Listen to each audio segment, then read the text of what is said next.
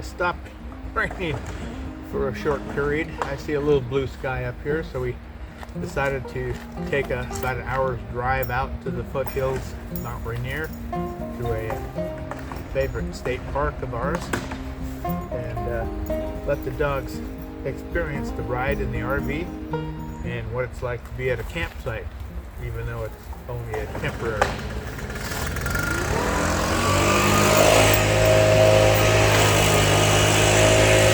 And as usual, no matter where I go, somebody's got to make noise.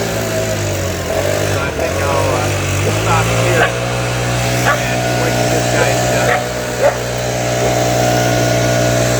done. Anyway, I brought the girls in. They both did really well on this hour drive out here into the mountains.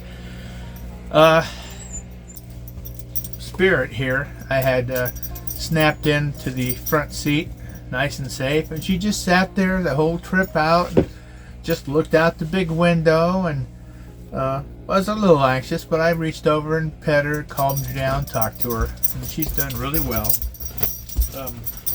I don't know what this nut's going through. Hey, Ember, calm down. Spirit's doing great. She was the youngest, and I was a little worried about her. But she hasn't had any car sickness or anxiety or anything. I'm really pleased with that. But yeah, this is their first time really out in the RV on even an hour-long trip out into the forest, into a state park here near our home out in the foothills of the Cascades. And are you okay? Are you calming down? Where's your sister? Your sister's back here hiding underneath the table like it's a cave. But oh man, yeah. As I have been repacking this RV for the umpteenth time, I was going over all the things I used to pack and all the evolutions of packing I've gone through here. And when I first got this rig in 2018, I'd done a lot of research beforehand because I figured this is going to cost me a hell of a lot of money, and I'm not going to be trading it out like a lot of these people do for another vehicle, then 3 years later another vehicle, or 1 year later another vehicle. I say, I ain't got that kind of money to just keep, playing with different vehicles. So I had to really get serious with myself and say, man, whatever I buy, I'm buying to keep until either it breaks down or I do. So I did a lot of research before and after I retired. I knew I didn't want a trailer because I just don't like hauling things behind me. Trailer, boats, anything. It kind of interferes with my sense of freedom and mobility. So that got me to either Class A, Class C's, or Class B's. I didn't want a Class A because I don't want to be driving a bus everywhere and paying who knows how many hundreds of dollars per fill up. And I didn't really want a Class C, although I had this idea that, boy, it should be nice to have a bed always there to go back and fall on. But then I thought, with all the extra compartments and things that Class C comes with, I knew I'd be wanting to fill it up with everything I could think of, just so I'd have anything and everything I could imagine on the road with me, whether I needed it or not. So I finally got really serious with myself and said, man, if I buy a Class C, I'm just going to fill it up with more shit than I actually need as one person with 2 dogs at the time. So getting real and honest with myself, I decided, well, Class B's, not a van, but a Class B RV, was pretty much fine with me. After serving on the submarine, cruising around the Pacific Ocean and, being on the sub for weeks to months at a time, a Class B felt right at home with me. So then I started studying the different floor plans, because there were all kinds of floor plans, hundreds and hundreds of videos of all the different makes and models of Class C. I just about gave up. I figured these people are not making these RV floor plans for humans. They're making them for trolls, people that want to get on their knees under the sink to get to their microwave or their oven or their refrigerator. You know, they're not made for people who want to be standing upright and just moving around their RV to easily get things out of the freezer or refrigerator or microwave. So I thought, well, crap, I'm not buying a Class B until somebody with a brain comes up with a floor plan for people who stand upright and not on their hands and knees dragging their knuckles.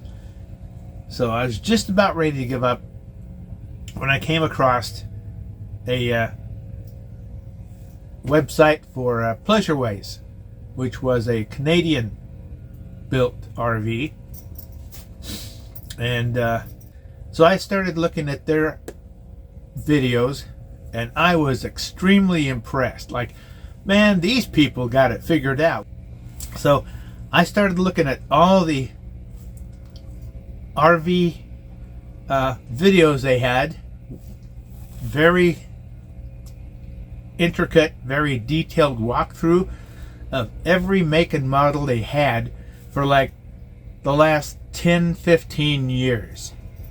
And then I'd look at the price, and then I'd think, well, what could I do with this, and what would this cost? And I had all these calculations going through my head, because I was buying this thing and it was going to be the first and only and last RV I planned on owning at my age in retirement. So I finally decided, well, I wanted their smaller, more nimble model, which was the Ascent. I would have liked to got the Plateau, but then there were problems I saw in it for where I wanted to go off-road. That the tail would, you know, bounce off the bottom when you're going through little U-shaped ravines or something because of the far hangover of the rear axle, and all these things that you got to consider. Just don't look at it and think, oh, this is pretty, I like this, and don't think of, well, where you plan on going, is that gonna be okay? You know, think things through to the end, to multiple scenarios. Otherwise, you're just daydreaming. So, anyway, I finally decided I wanted an Ascent because it was nimble, it was easy, it had everything in it, like the submarine I was on. You know, like, how much room does one person and two dogs need? You know, like, it's got everything, and no wasted space. So I finally joined the Pleasure Way Owners Club on the internet, put out my APB, and yep, somebody had just bought it, found out it was too small for them, and they were wanting to sell it for what they paid for it. And so I said yes, yes, and I'd done my research. My friends say I'm anal when it comes to research, and then when they want to buy something, they come ask me. But anyway, I had printed out all the details, copies and pictures and that for the make, model, and year and everything for what I wanted. And this was a perfect fit. And so I jumped on the plane, flew out to where it was in the U.S., and tried it out, and it was perfect. Like everything I'd wanted for, everything I'd hoped. And then I paid him in cash, and jumped in it, and took a couple days driving home. And it was like driving and floating on a cloud home. It was wonderful. So that's when I got my 2008 Pleasure Way Ascent in the summer of 2018. Use your noggin. Think. Get serious with yourself.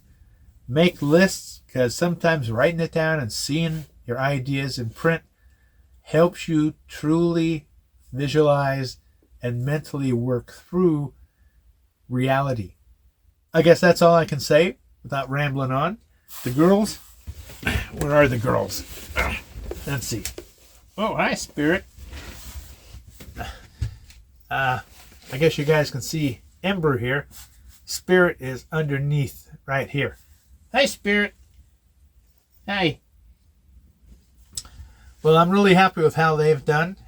And, oh, you're going to stick your head out and say hi to everybody? Let me see if I can get her out. Come here, girl. Come here. Come here. She is really growing. I've got them on those 16-foot leads anchored at the door so they can get out and run around the both ends of the RV. Hey, let me see. Oh, I'm sitting on a rope. That's why it's so tight. Let me get you some slack here. There we go. Okay, come on, girl. She's getting big. She's getting heavy, that's for sure. Oh, you got to get your face in here too? Yeah, she's a beauty. She's a little love bug. What are you doing there, Ember? Okay, guys, wait. I'm sitting on the... The cords are great. They allow the girls to go in and out of the RV and keep them safe around the RV, easy to handle. Well, you got the hiccups now? Whoops. Okay, well, I don't think the sun's coming back. I'm glad it's not raining or snowing. So I guess we'll just pack up and go home, and I'll go through this video and hopefully get it out for you guys to enjoy. So, hey, Ember, you gonna get up here? Come on. It's the only way the girls have taken to the RV automatically, much better than I could have imagined. I really didn't know what to expect. So I'm really proud of them. And this is a good sign. I think we might be going on a two-nighter or so here soon. I'm just waiting for a really nice stretch of sunshine that I can be confident of. And we'll go out to a state park, maybe this state park. This is really nice. And spend a couple nights out in the RV itself, huh? Put the couch down, make the bed, cook up some meals for all of us, and see how the girls do. So, as we always say here on Doggone RV'N, whoa, don't knock her in the head. The girls and I wish you all happy trails and yeah. See you later. Hey, girl. Okay.